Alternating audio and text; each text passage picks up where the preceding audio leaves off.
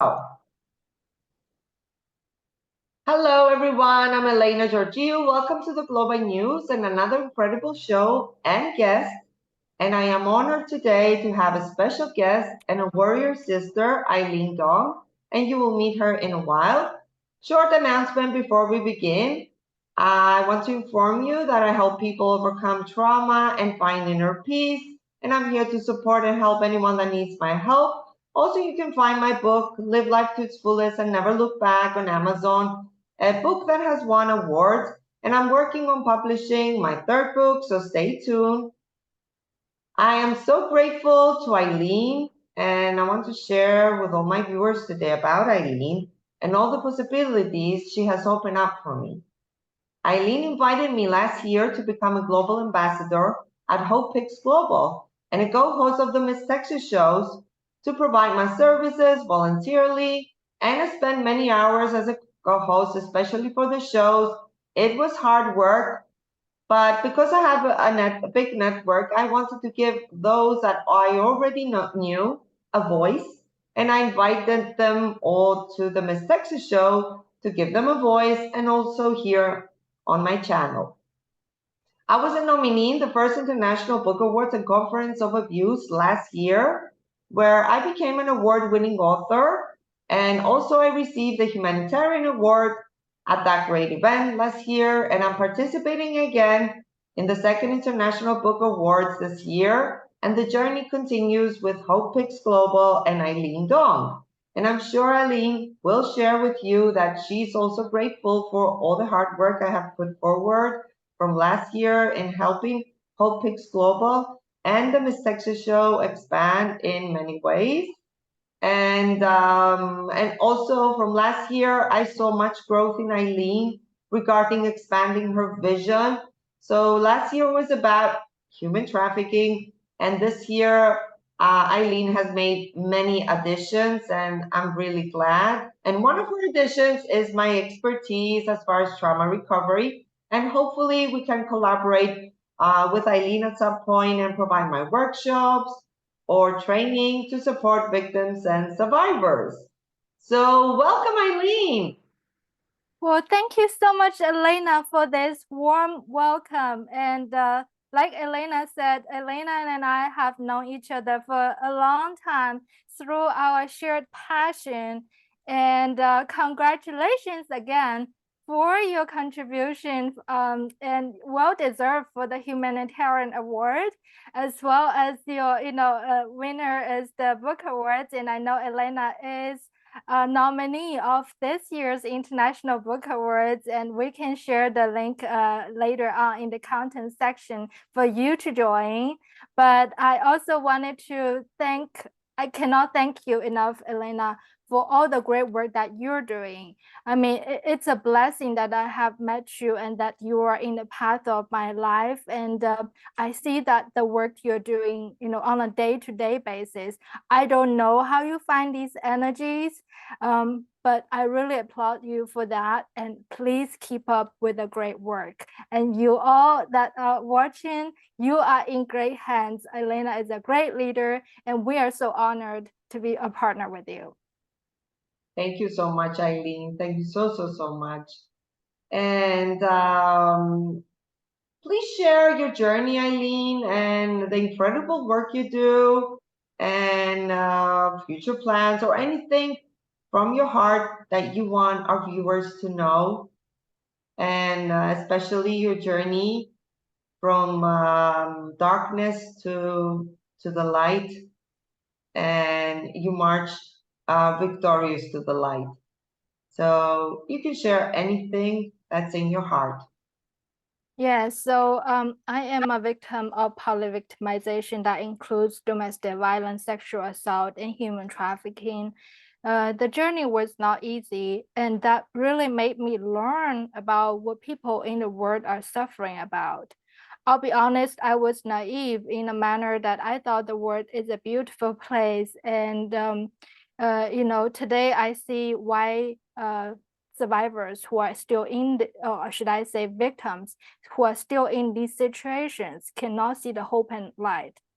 And it was not until that I experienced it myself, it It was not until that I experienced multiple assaults, until I was admitted in the hospital for traumatic brain injury. It was not until that I became homeless that I realized, wow, the world is also dark out there. But at the time, I was crying on my knees, crying out to God, angry with God. I'm like, why? Why are you doing this to me in a country that is 8,000 miles away? I'm from China, by the way. So my family are from there. I'm like, if if this were to happen in China, I would probably have been okay. But that's another story which I will talk about. I thought, at least I would have a couch to crash on. I wouldn't become homeless. I wouldn't end up being assaulted as a result of being homeless. And so many other horrible things happen again and again. And I thought that was the rock bottom, but I kept hitting the rock bottom. But I'm not gonna emphasize on, the darkness, on the tragedies that I have been through. The point is that I was able to get out of the situation despite that my family was 8,000 miles away. I was able to get out of the situation despite what I said. That was another thing, the cultural stigma. And I didn't know that I would imagine. I kept it secret from my family for a long time because of my own pride. I didn't want my family to know, what, you went to America and this is what happened to you. I thought you were there for, everyone talk about their American dream. And for that same reason, I didn't tell them. But little when I did open up and tell them, and that was all the victim blaming and the shame that was brought onto me. Well, it was your fault. And the society was like even worse, like, shush, don't talk about this. If you talk about this, well, do you want to get married again? Do you want a man to love you again? Well, if you do, then don't talk about it, because you are considered what we call in our society damaged goods. And no man is gonna ever want you again. And I grew up in the society that success is making a lot of money. Success is having a wealthy husband. Then you're taken care of. But today, because of my trauma, I look at the view differently. Success is how I can help people, what kind of impact I can make to this world. How many people can I save? It might not be tangible in a manner of money and dollar amount, but it is tangible of lives. And I say that if we can save one life at a time, it's all worth it. And that's when my journey began. I started volunteering. I started sitting on different boards, councils, and my level just went up higher from the local level to state level, now national level, and as you see on my social media post, on the United Nations level. And it was because of my passion. But I must admit that in the beginning, I was shy. And because of the honor and shame system, I wasn't ready to be like on the front page, the face of victims. Should I say I was just hiding behind the scenes, say, yeah, if you want to call Eileen to say, okay, why don't you run these errands? I will happily do that. But if you want me to be the spokesperson for some matter, anything, just if you need to mention my name, I will be all freaked out. I was like, no, I wasn't gonna do that. Until one day, the judge from our court that issues protective orders for domestic violence and human trafficking protective orders came to me. She said, Eileen, your ethnicity is not underrepresented. It is not represented at all. You must speak out and speak up. And that was the moment really awakened me. I was like, Judge, you are asking a lot. It's not a commitment like many people say, okay, I'm gonna volunteer this, and some life happens, and you might not be able to do that, and we understand. But you're asking me to take charge of a project that has never been done before, a grassroots movement that people don't talk about. Today we face challenges. I am the first and only Asian woman in the leading policy making regarding the data that does not exist.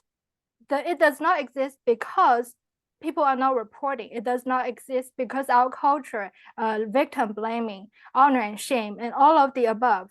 And that goes to a whole dynamic of, okay, there are no data, so how can we make the policy about these culturally specific communities? Okay, and when it comes to that, if there are no policies, where does the money come from? And if there's no money, and for many of you who listening might work or associate with nonprofit organizations, we are all grant-based. So there's no funding with much that we want to do that. I'll be honest, I know Elena and myself, we're pouring money of ourselves to do that, but we are limited. And we do need, whether it's, you're listening, you're a corporate that you have, a budget for underwriting, or you're a nonprofit, or you're a policymaker, or you're just like private donors, anyone, please understand that this is a chicken and egg situation. You do not see the data because there is no data, but somebody get to plant the seed, like I say, somebody get to water the seed. And that's the work we are doing. And it might not be immediate result that you see an effect, but I strongly believe that one day it will blossom. And when it will blossom, and it will be a ripple effect, and it will go really big. But we need people to support us in this initiative. And there are so many more that we need to stand for. But these are the reasons why I started doing what I'm doing now. So today, I proudly say that I am the director of HopeX Global. It's a nonprofit organization in Houston, Texas. And I'm really excited because Elena is clapping there, because our long-term goal is to build shelters around the world. To build shelters, not just the shelters itself, because when a survivor come out, a lot of the times their wounds can be healed, and it might take a long time, but it will eventually be healed. But their mental wounds, I always tell people that there are days we're just not gonna be okay, but we have to admit that, we have to acknowledge that, and it's okay to be not okay. And because of that, our shelters will come with the trauma recovery center to help them with their mental health, because without that, they cannot get back on their feet. And additionally, we are already providing the job training. So for instance, we're providing job trainings. If they speak English, they're competent, they have the medical technician certificate, such as the ultrasound technician. We're working with partners to establish another project that will train auto tech. We have already established another training. If you're not competent in English, then you can become a professional chef. And there are many more, and sliding scale. And if you are a victim, then you are free for counseling services. But last not least, these shelters, my vision is to come along with social enterprises, meaning, let's say, trafficking victims. Very unfortunately, I just got off the meeting this morning before the interview that the policies, and in Texas, this year is our legislative session. It happens every 2 years. So we were going over, say, okay, what's happening about the expungement? And my most recent update that I heard is, well, there hasn't been much update. And that means that, prior to that, what I understand is that if an employer is going to pull your criminal record, they probably won't be able to pull that. So it is protected in some manner. But if law enforcement is going to pull your data, it is still out there. And our goal is to eventually expunge all the record, because they are the victims, and now they're being criminalized. And how do we protect them? But with that, because of they have the records, they are having trouble finding the jobs.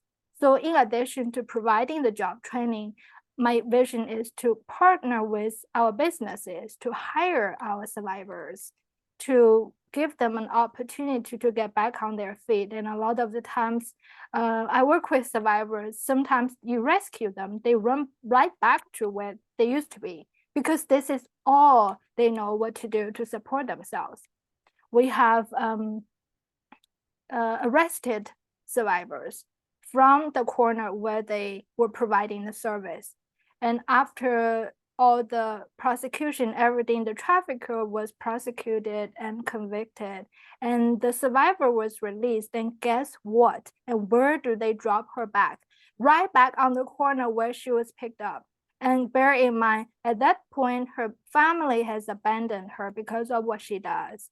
And she is barely 20 years old, and her only experience was to do this. So she ended up trafficking herself.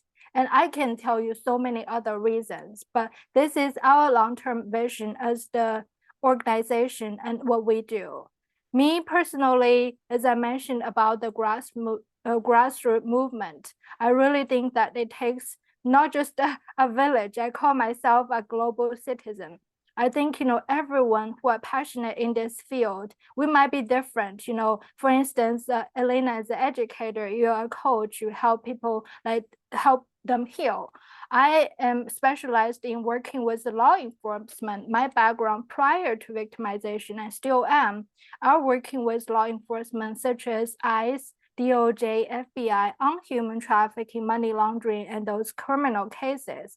And today I look back, I say, wow, that was actually a labor trafficking case that we prosecuted 10 years ago. But at that time, nobody really talk about human trafficking, let alone labor trafficking. And then I work with, different departments. Say one time I was working on with the U.S. Fish and Wildlife Services, and it was very adorable. We were working on, animals, a little turtle as small as my hand, the palm of my hand. But this is how they launder the money. So if you look at this at a larger picture, then how can you really, think like a trafficker? And how do you stop them? And how do you end trafficking altogether? So today, I train law enforcement officers, law enforcement executives. I, recently spoke at a law enforcement conference. I'm going to speak at a webinar that's only open to law enforcement officers across the entire nation of the United States. And I speak at, other law enforcement related conferences or task forces as well. But I really believe that, we need to share our own passion, share our own skills to provide those trainings. And I got involved with the United Nations because I truly believe that human trafficking, domestic violence, sexual assault is gender-based violence. Gender-based violence is a human rights issue.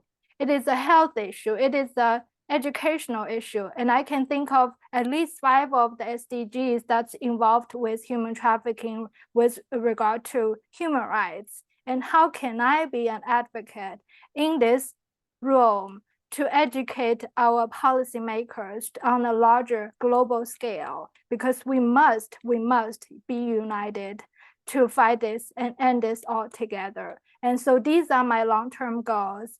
And lastly, I also wanted to say that Elena mentioned that last year we had the International Book Awards and Conference on Abuse, and I am very proud that to say we just rolled out the registration, and the early bird special will keep going on until end of June. So we'll share with the link with you all later.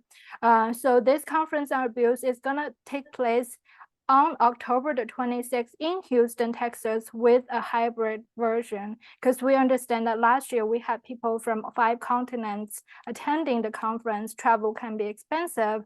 With the technology, luckily, you can join us online and still be informed and still network with our participants and learn about the skills and the knowledge and the policies and updates, everything that can equip you to continue your great effort on that. Additionally, and more importantly about the International Book Awards, which Elena is a winner about, we are the first and only, and now I guess this is our 2nd annual book awards, because we wanted to, unlike a general book awards, we want to highlight survivors. And again, I'm gonna point finger at Elena, that we want heroes, warriors like Elena, who has not only come out of the situation, but who has now been doing all those work and volunteering tirelessly. She has a job and she volunteers with us. She volunteers with other organizations and so much work. Like I said, I admire you about the energy that you can find, and I'm in the same boat, so I know what you're doing, and I really again want to thank you for that. But because of that reason, we want to highlight our survivors. survivor voices to, share, say, okay, what was your experience? What inspired you? And most importantly, we want your story to inspire more people who are still in this journey, but share with them that, you know what, I found the light and there is hope and healing, and so can you. And also to give a platform for advocates that might not be a direct victim, but they work closely with us and who share their experiences. So that's another announcement. It's rolled out during the same time. Tune in on our website, HopeX Global, which you can see in my background. Well, in the signature, Hope PYX Global. I wanted to explain the PIX really quickly. PIX, actually, lots of people ask me, say, is it PYX or PIX? I say PYX because it's not a common word, but it actually has two meanings. It's not an acronym.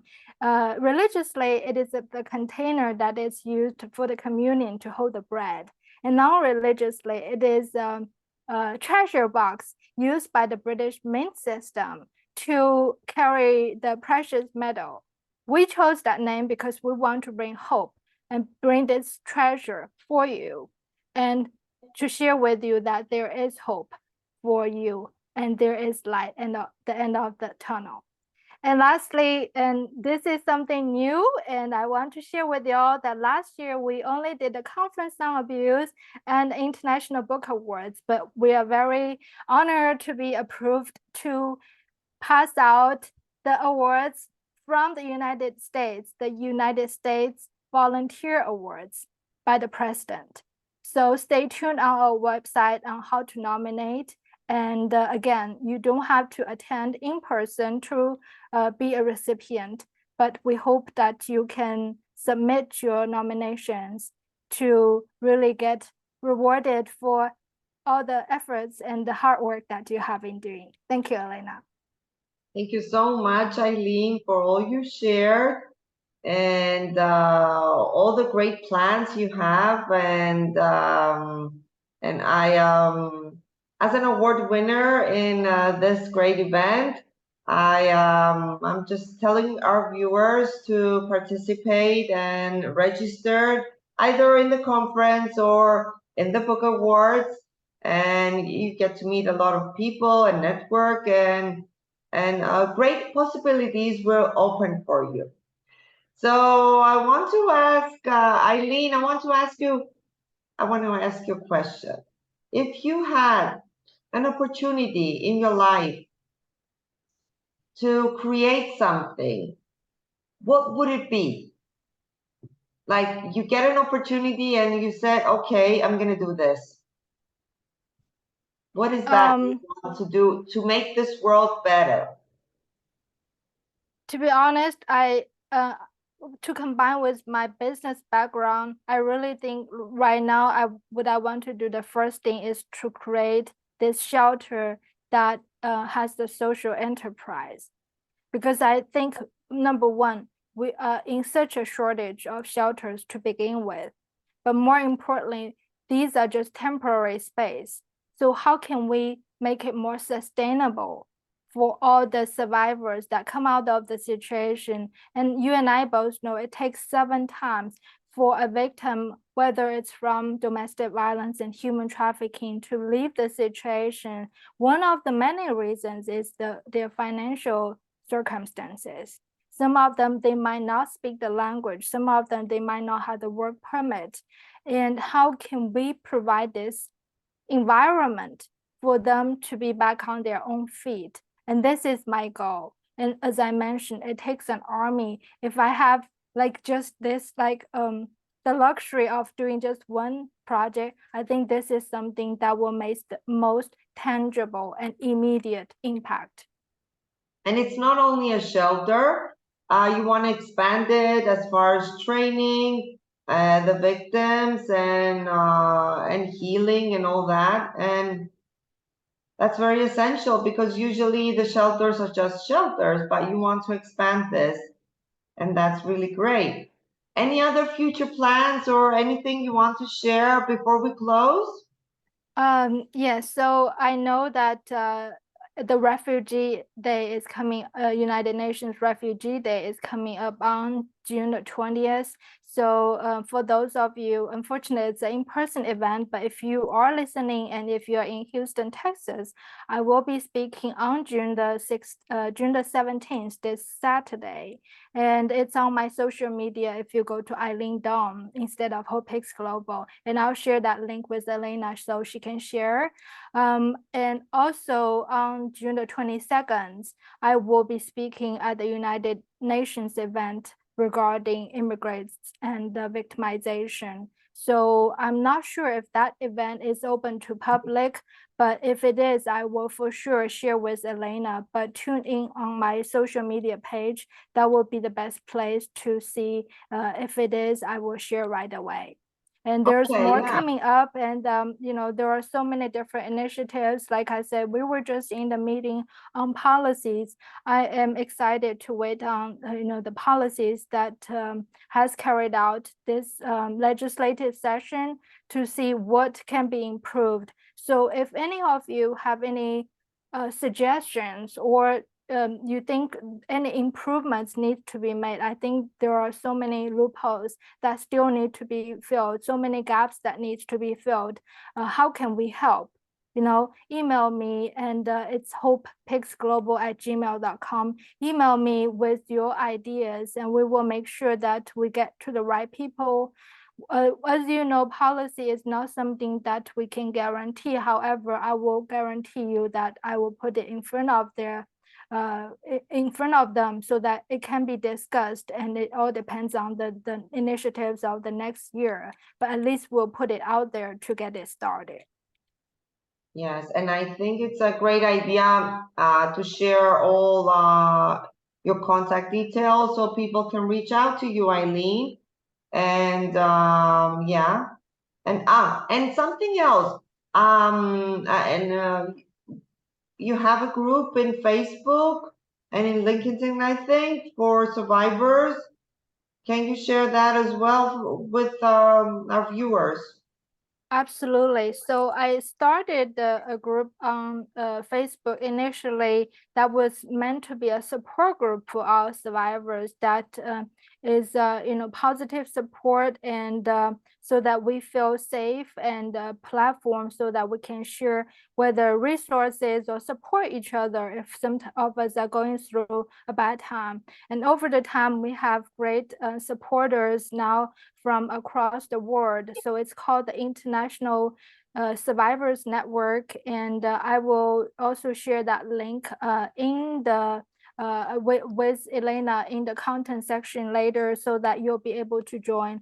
That is another place that has the great resources. I've also since started a different Facebook group called the Nonprofit Resources and Education, and I will share that link with you all. This way, if you are, sometimes maybe you're an advocate, maybe you want to join the nonprofit group, sometimes you may be both. So it's open to public, and we want to provide this support to each other to share the resources. And also wanted to, go back to the conference. I know that I was just sharing with Elena, we're very thrilled that we have received almost 30 different applications from speakers from across the world on different subjects. And while our committee is going through all the submissions, and we'll decide which ones and that will be contacted once it's confirmed. I encourage y'all, if you have a passion, if you're a topic that you think you have a topic that's emerging that need the attention and to share with our audience, make sure that you share with us as well. And the best place to find any information regarding that, again, is on the HopeX Global social media and the website. And I'll share all those information with Elena so that you'll have the correct links to submit that. And keep in mind the early bird special for the conference ends on June the 30th. Very good. Thank you so much, Eileen, and for all the great work, incredible work you're doing. And thank you to our viewers for being here, and see you in another edition.